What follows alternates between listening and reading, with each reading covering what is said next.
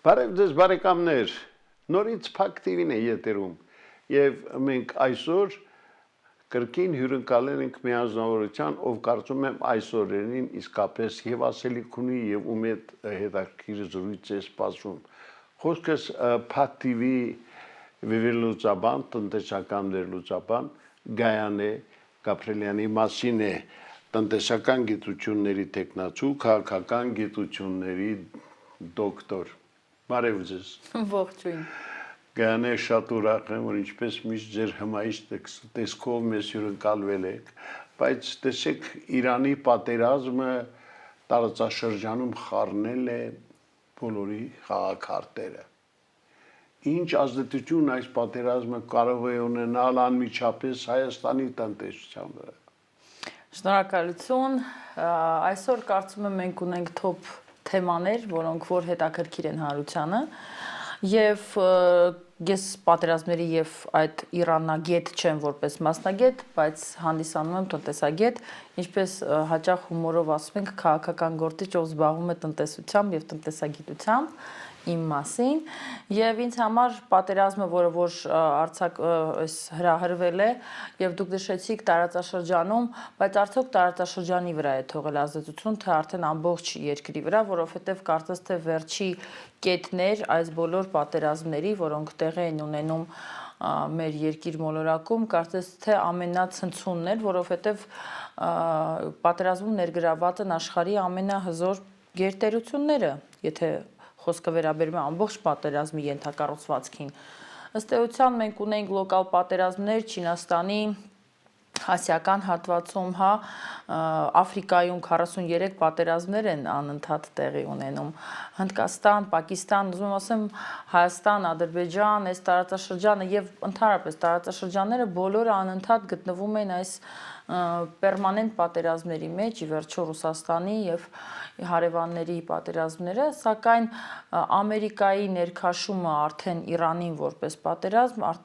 տեսեք, որ թողեց ազդեցություն ամբողջ տարբեր մայրցամաքների վրա։ Ըստ էության, ինչի է մեզ համար սա շատ կարևոր, մենք եւ քաղաքական տեսանկյունից եւ տնտեսական տեսանկյունից փոխադարձ կապվածության մեջ ենք Իրանի հետ եւ թողնենք մեր բարեկամական կապերը եւ մեր ազգերի եղբայրական արմատները եւ մեզ համար պատերազմի ժամանակ 2020 թվականի 44-օրյա պատերազմի ժամանակ Իրանի մեծ ազդեցությունը, դրական ազդեցությունը, խոսքը չի վերաբերում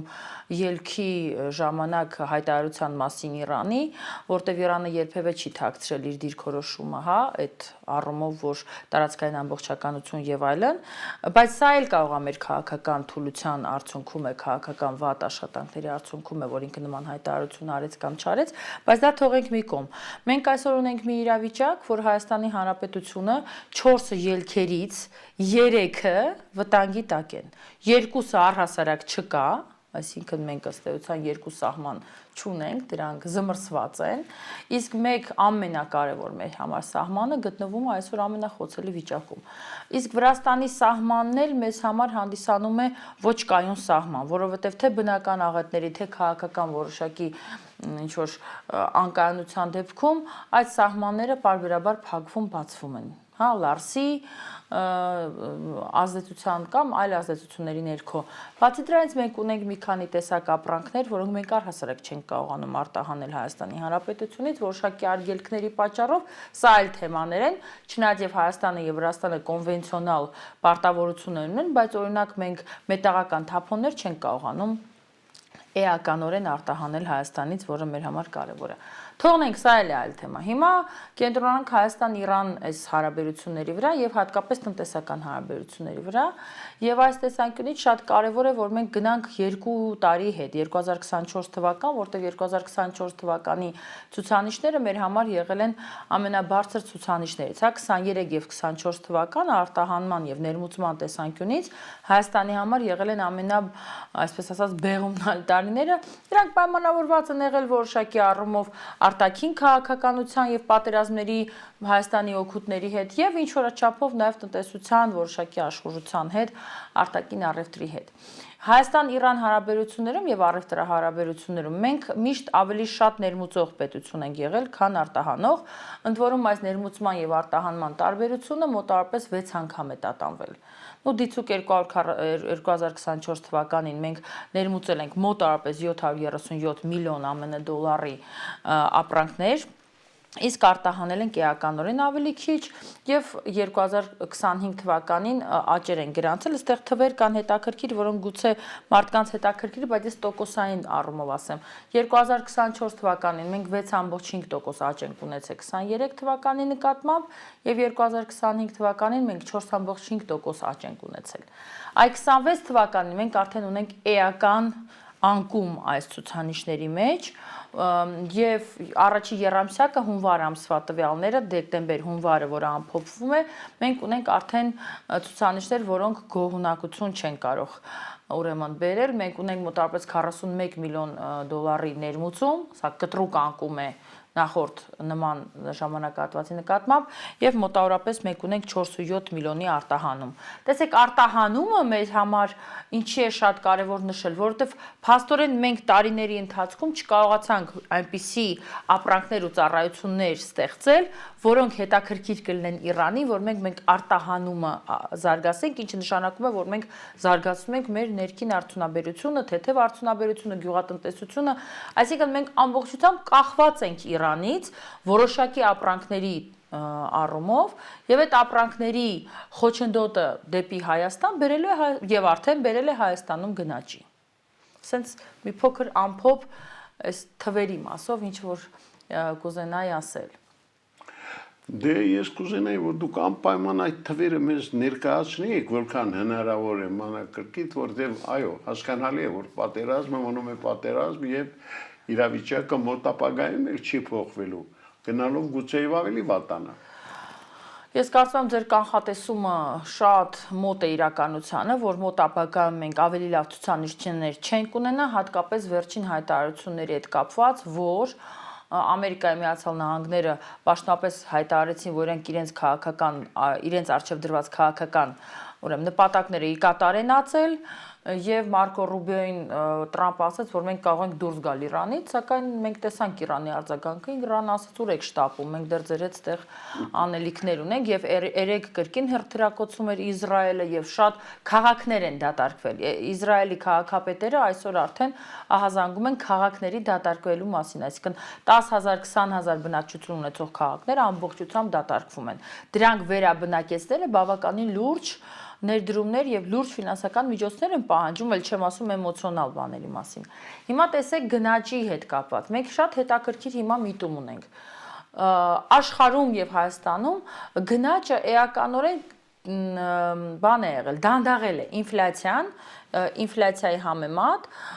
մենք ունեցել ենք լուրջ ինֆլյացիայի ցուցանիշներ 24-25 թվականին կարծես թե մեզ թվում էր ինֆլյացիան աճում է, բայց հետո կարծես սառեցման փուլում գտնվեց եւ այդ աճը դանդաղել է։ Բայց քանի որ շատ կտրուկ գնաճ ենք արձանագրել 23 եւ 24 թվականին անշարժ գույք, սննդամթերք, հիմնական սպառման առարկաներ եւ որոշակի առումով նաեւ տեխնիկա-տեխնոլոգիաները, բայց այս կոնյունկտուրայի մեջ ամենակարևորը արձանագրել, որ առաջի սպառման առարկաներն սննդամթերքը, դրանք մարդու վրա էական ազդեցություն են թողնում։ Այսինքն դրանք միանգամից ազդում են կյանքի որակի վրա։ Եվ անգամ եթե մենք հիմա խոսում ենք, որ այս պայն ինֆլյացիան այդքան արագ չէ, սակայն բարձր գնաճը պահպանվել է եւ ըստ էության տնտեսությունը ոչ միայն թվերի մասին, այլ նաեւ էմոցիաների մասին է։ Չէ՞ որ հիմա տնտեսագիտությունը արդեն մեծ քայլ է արել դեպի այսպես կոչված behavior, հա, economy, այսինքն поведенческая экономика, ինչպես են մարդիկ իրենց պահում տարբեր կանխատեսումների դեպքում եւ այն պարագայում, երբ օրինակ մենք հայտարարություններ ենք անում, որ սեպտեմբերին պատերազմ կլինի, գները աճում են, թոշակները բարձրացնում են, կենտրոնական բանկը ասում է, որ սա անխուսափելիորեն կբերի գնաճի, մարդկանց սպառողական սպասելիքները արդեն իսկ վտանգված են, որովհետեւ ինքը գիտի, որ ինքը վաղը իր վաստակած գումարով միավոր ապրանքների առումով ավելի քիչ հնարավորություն կունենա, գնողունակությունը փողի ընկել է։ Սա շատ վատ է ներդրումների համար, սա շատ վատ է լրացուցիչ տնտեսական ուրեմն ակտիվության համար, որովհետև մարդիկ չեն ուզում գումար ներդրել մի իրավիճակում, երբ որ երկրի ղեկավարը անթաքույց հայտարարում է, որ այո, սեպտեմբերին պատերազմ է լինում։ Իսկ ով է ասում, որ 100% մենք վստահ ենք, ով է անցնելու ընտրություններում, չէ՞ որ մենք դեմոկրատական հասարակարգ ենք եւ հունիսի 7-ը անհնարին է կանխատեսել։ Եթե այնտեղ գուշակներ իհարկե չկան, բայց օրինակ չի ընտրվում դեմոկրատական բաց թափանցիկ ընտրությունների արդյունքում իշխող կուսակցությունը չի հավաքում սահմանադրական մեծամասնություն։ Այսինքն անխուսափելիորեն սեպտեմբերին պատերազմ ենք սպասում, հետևաբար տնտեսական լուրջ կոլապս, էլ թողենք մարդկային էմոցիոնալ հատվածը։ Սա տնտեսության համար, արտաքին ներդրումների համար վատ ազդակ է, շատ վատ ազդակ է, նշանակում է, որ 26 թվականը մենք կարող ենք պախարակել ներդրումների տեսանկյունից, որևէ մարդ 26 թվականին Հայաստանում լուրջ ներդրումներ չի անելու, որտեղ ինքը պիտի սպասի հունիսի 7-ին տեսնի ինչ է լինելու, հետո մի հատ սպասի տեսնի սեպտեմբերին ինչ է լինելու, իսկ ոչ մի նորմալ ներդրող սեպտեմբերը որպես այնպես բյուջետային տարին փակվում է, այլևս ներդրումներ չի անում, սպասում է հաջորդ տարվան։ Հետևաբար եկեք 26 թվականին ոչ մի բան չանենք, ուղղակի սպասենք ընտրություններին։ Հա, բայց որքանում է ճիշտ հայտարարել, որ սեպտեմբերին պատերազմ է լինում, իսկ ինչու որ ասենք նոր եկող իշխանությունը կարող է թույլ չտալ այդ պատերազմը։ Եկեք ես որպես տնտեսագետ, բայց նաև քաղաքական գիտությունների դոկտոր տամ պատասխան։ Տեսեք, 2020 ես նաև միավորված ազգերի կազմակերպությունում Հայաստանի կառավարության կանանցից միակն եմ եղել, որ քաղաքական ելույթով է հանդես եկել եւ շատ լավ պատկերացնում է միավորված ազգերի կոնյունկտուրան, այսպես կոչված ՄԱԿ-ի։ Ուրեմն ցանկացած պատերազմ պետք է հիմնավորված լինի փաստաթղթերով։ Ինչի այսօր Ռուսաստանի հանդեպ չի կիրառվում ավելի խիստ ինչ որ իրավիճակներ կամ քաղաքական հետապնդումներ, որտեղ Ռուսաստանը փաստաթղթերով հիմնավորել է, որ դա ոչ թե պատերազմ է, այլ военная операция, չէ, специальная военная հատուկ ուրեմն օպերացիա է։ Հիմա տեսեք, մենք շատ թույլ ենք էմոցիաների տակ փաստաթուղթ դնելու տեսանկյունից։ Ադրբեջանը 20 թվականի պատերազմը հիմնավորել է միավորված ազգերի կազմակերպությունում, նա կարողացել է հիմնավորել, որպեսզի դա չդիտարկվի հարևան պետության նկատմամբ ագրեսիա։ Հասկանում եք, եւ 2020 թվականին ինքը ոչ թե հարձակվել է միջազգային հանրության տեսանկյունից Հայաստանի վրա, այլ գնացել է վերադարձնելու իր հողերը միջազգային հանրության տեսանկյունից։ Թողենք ես դրա հետ համաձայն եմ, թե ոչ։ Սակայն արդեն 2022-23 թվականներին ջերմուկի վրա հրահրված պատերազմը, սա արդեն հիմնավորված չէ, բայց ինչ են ասում իրանք, քանի որ ասում են մեր երկու պետությունները դեռ չեն սահմանագծվել, ինչի հետ ես կրկին համաձայն չեմ, եւ անցյալ օրը վարչապետն էլ իր պատասխաններից մեկում ասեց, որ իր կրծքին կրում է Հայաստանի Հանրապետության միջազգայինորեն ճանաչված սահմաններով քարտեզը։ Շատ կարևոր է, ես զարմանում եմ, որ ոչ մեկ այս միտքը չարձանագրեց, հետեւաբար եւ հարց պետք է տալ։ Այդ դեպքում ի՞նչն ենք սահմանագծում եւ սահմանազատում։ Եթե դուք ձեր կրծքին կրում եք Հայաստանի միջազգայինորեն ճանաչված սահմանները, ապա ի՞նչն ենք սահմանազատում, հա։ Սա որպես ուղղակի քաղաքական վերլուծություն եմ ասում։ Եվ օրինակ 26 թվականին Ադրբեջանը երբ որ պետք է հարձակվի Հայաստանի վրա, ինչ հիմնավորում է տալու միավորված ազգերի կազմակերպությունում։ Այն շատ հետաքրքիր է։ Ենթադրենք ղեկավարը ճիշտ է ասում եւ Ադրբեջանը պատրաստվում է պատերազմի, բայց ո՞րն է այն հիմքը։ Այն ժամանակ հիմք կար, մեր ղեկավարը հայտարարել էր, որ ինքը տարածքային նկրտում ունի Ադրբեջանի նկատմամբ, որտեղ Ստեփանակերտում ասաց, որ Արցախը Հայաստան է։ Չէ, ըստ էության ինքը Ալիևը դա վերցրեց որպես հիմնավորում։ Հրահրեց։ Դե ես չգիտեմ հրահրեց թե չհրահրեց, բայց դա հիմք հանդիսացավ, որ ես հիմա փաստաթղթերով եմ ասում, ոչ թե էմոցիոնալ հատվածն եմ ասում, ինձ հետաքրքիր չէ էմոցիոնալ դաշտը։ Ես փաստաթղթերի մասն եմ խոսում։ Ադրբեջանը վերցրեց այս հայտարարությունը եւ գնաց արդեն կոպիտ ասած օքեյներ ստանալու եւ միավորված ազգերի կազմակերպությունում, եւ Ռուսաստանում, եւ ԱՄՆ-ում, եւ ամենտեղ, որովհետեւ ըստ էության 21-րդ դարում միավորված ազգերի կազմակերպության գոյության պայմաններում պարզապես պատերազմ հայտարարել հնարավոր չէ, դու պիտի անպայման տակը փաստաթուղթ դնես։ Պատճառը ո՞րն է։ Չգիտեմ, ԱՄՆ-ն հայտարարում է, որ որովհետև միջուկային զենք ունի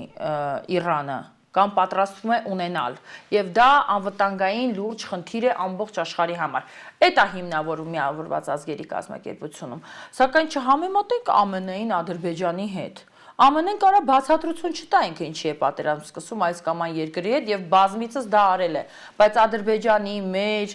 եւ շատ տարբեր երրորդային պետությունների համար, եկեք այսպես իրենց կոչենք, զարգացող Միավորված ազգերի կազմակերպության տեսանկյունից, նրանք պետք է ոչ միայն հիմնավորեն, այլ շատ ուժեղ լինեն իրենց հիմնավորումներում, ինչի են իրանք սկսում պատերազմ այս կամ այն տարածաշրջանում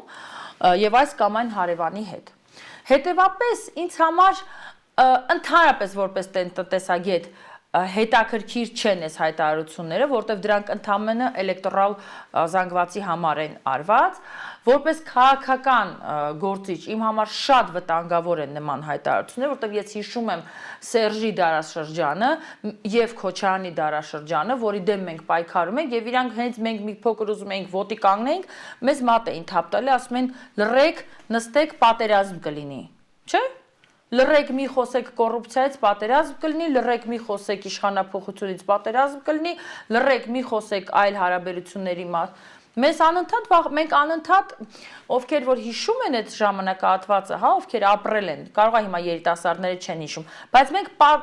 պերմանենտ պատերազմի վտանգի տակ ենք ապրել, եւ եթե հիշում եք ինչ որ քաղաքական լուրջ ուժի առկայության պարագայում կրակոցներ են սահմանին միանգամից։ Եվ որպեսզի լռեցնեն այս ամբողջ։ Հիմա մենք արդյոք պատրաստ է մեր հասարակությունը վերադառնալ այն 20 տարվա դարաշրջանին Լևոն Տեր-Պետրոսյանից հետո, որտեղ Լևոն Տեր-Պետրոսյանից հետո մենք հաղթանակած ազգի, այո, աղքատ, սոված, մութ, ցուրտ, բայց հաղթանակած ազգի դիտխոսակիր ազգ էինք, իսկ հիմա Քոչարյանի եւ Սերժի ժամանակ մենք դարձանք այդ անընդհատ պատերազմի վտանգի մեզ անդադ լռեցնում են։ Երևի ավելի սաստիկ Սերժի ժամանակ, քան Քոչարյանի ժամանակ այդ առումով, բայց արդյոք այսօր հասարակությունը եւ այս նոր երիտասարդները, ովքեր ազատության ավելի ուժեղ զգացողություն ունեն, քան մենք, պատրաստ են անընդհատ վախի մթնոլորտում ապրել, որտեղ վախի մթնոլորտում չկա մշակույթ, վախի մթնոլորտում չկա տնտեսություն, վախի մթնոլորտում չկա տնտեսական հարաբերություններ, դիվանագիտական հարաբերություններ, արդյոք հասարակությունը ուզում է ապրել վախի մթնոլորտում։ Սա ինձ որպես քաղաքական գործիչ է հետաքրքիր, որպես տնտեսական եւ տնտեսագետ ես վատ եմ գնահատում նման ցանկացած հայտարարություններ, որտեղ անգամ պատերազմող երկրների ղեկավարներ ասում են ամեն ինչ լավ է, մեր տնտեսությունը աճում է, որպեսզի հնարավորինս միևնույն է, տեսեք ինչ է անում Աբու Դաբին, Դուբայը, փաստացի նրանք գտնվում են պատերազմի մեջ եւ իրենց անշարժույթի շուկան բավականին խոցված է, բայց տեսեք ինչ են անում, ավելի ագրեսիվ գովազդ են դարձնում, ավելի ագրեսիվ են գովազդում իրենց անվտանգային համակարգը, ավելի կապ չունի դա իրականության հետ կապ ունի թե չէ, բայց իրանք ավելի ագրեսիվ են իրենց անշարժ գույքի, ուրեմն գովազդային հոլովակները դարձել, որպեսզի ասեն, որ մեր մոտ ամեն ինչ լավ է, մենք շարունակում ենք շինարարությունը, հա, որպեսզի ներդրումների խնդիր չունեն, որտեղ այդ փուչիկ երկիրը, փուչիկ պետությունները, այդ 6 փուչիկ պետությունները, իրանք ամբողջը էմոցիաներով ստեղծված պետություններ են։ Գարե, տեսեք, եւս մի փուչիկի մասին եմ ուզում խոսենք։ Թրամփի ու Ստիփի մասին, փաստորեն Իրանի պատերազմը պայթեցրեց այդ փուչիկը։ Պարզվում է, որ այդ ճանապարհը ոչ ոքի այնքան պետք չէ, որքան հարևան Ադրբեջանն։ Տեսեք, երկու մասի բաժանենք, հա։ Ես որպես պետություն մասնավոր գործընկերության մասնագետ, այսինքն կոնսորցիումներ, հավատագրային կառավարման եւ այդ օրենքի կրող կարող են պատասխանել այս հարցին, եւ երկրորդը, որ պետք է չի պատասխանել, որտեվ հարևան երկրի ղեկավարը չէլ թաքցնում իր նկարտումները։ Այստեղ անգամ քննարկելու բան չունենք։ Ինքը փաստացի հայտարարում է, այո, ես ուզում եմ իմ Սյունիքը, ինքը դա կոչում է այլ բառով, ես չեմ պատրաստվում կոչել այդ բառը, մեր համար Սյունիք է եւ կմնա Սյունիք, ինքը չի թաքցնում այդ նկարտումները։ թողենք էս ինձ հետաքրքիր չէ, թող այսօրվա իշխանավորները զբաղվեն եւ արտաքին գործերի նախարարությունը զբաղվի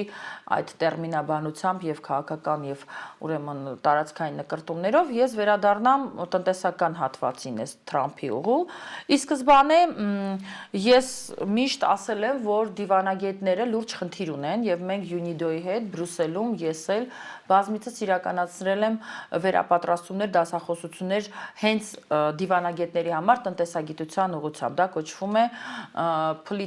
business for ուրեմն diplomacy, business diplomacy, ինչը շատ կարևոր է, որովհետև այսօր մեր արտաքին գործերի ամբողջ բլոկը գնում է բանակցությունների տարբեր երկրների, բանակցությունների 90%-ը տնտեսությունն է, առևտուրն է, այդպես չէ, բայց արդյոք նրանք ունեն այդ համապատասխան գիտելիքը, կրթությունը եւ փորձը, ոչ, չունեն։ Իրանք պատմություն են ուսումնասիրում իրենց կրթության ժամանակ, որոշակի դիվանագիտական եւ որոշակի ուրեմն էթիկական հարցեր, ինչպես տարբեր երկրում, բայց արդյոք իրանք տնտեսագիտություն են ուսումնասիրում, առևտուր, տնտեսություն, լոգիստիկա, որը 90%-ն է կազմում այդ, ոչ չեն ուսումնասիրում, եւ որևէ մեկը մեզ չկարողացավ հիմնավորում տալ, լոգիստիկ ինչ դրական ազդեցություն դա կարող է ունենալ Հայաստանի վրա, ինձ սա շատ կարևոր է, ինչ է դրված պայմանագրի 5-ում, օրինակ մենք ինչ լոգիստիկ արդյունքներ ենք ստանալու այսպես կոչված ուղուց։ Երկրորդը, երբ որ մասնաբաժիններն էր տարանջատվում, այդ 76-23 կամ կարող այդ թվերի մեջ 1-2% սխալ եմ ասում, ինչպես է որոշվել, որ այդ համամասնությամբ, օրինակ ոչ թե 90-10 կամ 60-40, որտեղ է այն, չէ՞ որ ցանկացած իրավական ակտ երբ որ ներկայացվում է կառավարություն, տակը հիմնավորում է դրված, ինչու այսպես, ինչ հաշվարկներ, որտեղ են այս հիմնավորումները, չկա,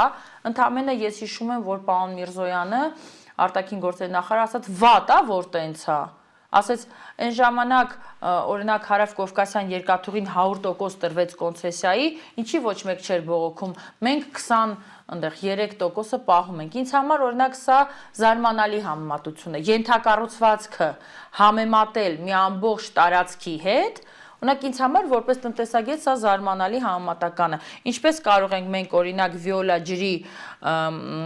խողովակները համեմատել մի ամբողջ Սյունիքի 44 կիլոմետր է, հա, այդ հատվածը, կարող է ես այդ կիլոմետրները սխալ ասեմ։ Ինձ համար օրինակ դա զարմանալի է, որպես տնտեսագետ։ Եվ վերջում փուչիկի մասով ես ուրախ եմ, որ մենք այդ ճանապարհը չունեցանք մինչև այս պատերազմի սկիզբը, որովհետև Իրանը անթաքույց ասում էր, որ ցանկացած տեղ, որտեղ կա ամերիկյան ներկայացություն ինքը հարվածելու է, իսկ մեր եւ Իրանի միջև նման հարաբերությունները անթույլատրելի են, եւ ես շատ ուրախ եմ եւ շնորհակալ եմ Իրանի կառավարությանը, որոնք երեք հրապարակեցին շնորհակալական խոսք հայ ժողովրդին, շեշտելով, որ իրենք շնորհակալ են իրենց գործընկերներին կառավարությունից եւ ժողովրդին։ Սա շատ, տեսեք, Իրանի դիվանագիտությունը, ես Իրանի հետ բանակցություններ եմ վարել 3-4 տարի անընդմեջ եւ ես իրոք հասկացել եմ, որ ճիշտ է այն պնդումը, որ Իրանի պարսիկ դիվանագետների նման դիվանագետներ աշխարհում շատ քիչ կան եւ իրանց դիվանագիտությունը շատ սուր եւ շատ ուժեղ է։ Իրանը պաշտոնական հայտարարություններում ոչ մի բառ հենց այնպես չի ասում։ Մի ամբողջ բառ կարելի է գիտական թեզ գրել այդ առումով։ Եվ իրենք շեշտեցին, որ շնորհակալ են Հայաստանի կառավարությանը եւ ժողովրդին։ Սա շատ լուրջ ազդակ էր բոլորիս թափվելու, որ ինչ որ բան մենք մեր հարաբերություններում վերևում ավելի վատ ենք անում, քան Իրանը սպասում էր։ Դրա համար Իրանը ժողովրդը առանձին նշում է, որ շնորհակալ է ժողովրդին, որովհետեւ ժողովրդի մեջ ինքը տեսել է իր նկատմամբ աջակցություն, Իրանի աջակցություն եւ Իրանի ժողովրդի աջակցություն, թեկուզ Սյունիքի մարզում, Գորիսում ստեղծված բոլոր աջակցման ծրագրերը, ես շնորհակալ եմ կառավարությանը, որ մենք նաեւ աջակցեցինք դեղորայքով, ինչի կարիքը Իրանը ունի եւ նա դա հայտարարել է, այնուամենայնիվ ես չեմ հավատում Թրամփի ուղուն, ես չեմ հավատում այդ պայմանագրի իրականացմանը, այնպես ինչպես եւ չի հավատում հյուսիս-հարավին եւ 14 տարի իմ չհավատալը